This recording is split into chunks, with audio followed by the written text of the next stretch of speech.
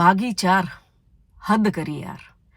ક્યારેક મને એમ થાય છે કે જો સરકાર એવો એવોર્ડ નીકાળે ને કે સૌથી વધારે માનસિક રીતે સહનશક્તિ કોની વધારે છે આ રાજ્યની અંદર, તો ગુજરાતમાં બેસ્ટ ટોર્ચરવાળી સહનશક્તિનો એવોર્ડ મને જઈ શકે છે. કારણ કે હું કેવી કેવી પિક્ચર જોઉં છું. कभी कभी तो ऐसा लगता है कि मतलब क्यों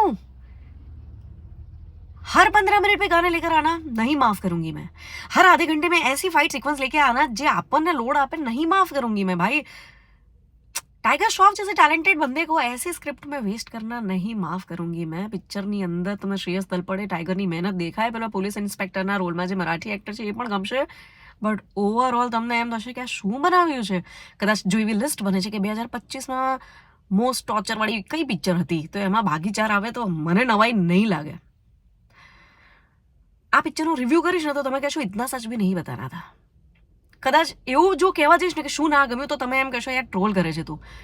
એટલે હું તો એટલું જ કહીશ કે ભાગી 4 ના જુઓ તો ચાલે યાર. જો ભૂલથી તમે જુઓ છો તો કહેજો તમારી હાલત કેવી હતી. મને તો એવું લાગ્યું કે મને ખરેખર સહનશક્તિ મારી સારી છે, એના માટે એકાદો એવોર્ડ તો આ ગુજરાત સરકારે આપવો જોઈએ. શું કહેવું છે તમારું? મને તો હવે એવું પણ લાગે છે કે હું દશેરા સુધી એકે પિક્ચર નહીં જોઉં. પતી ગયું આપણું પિક્ચર. રામ રામ.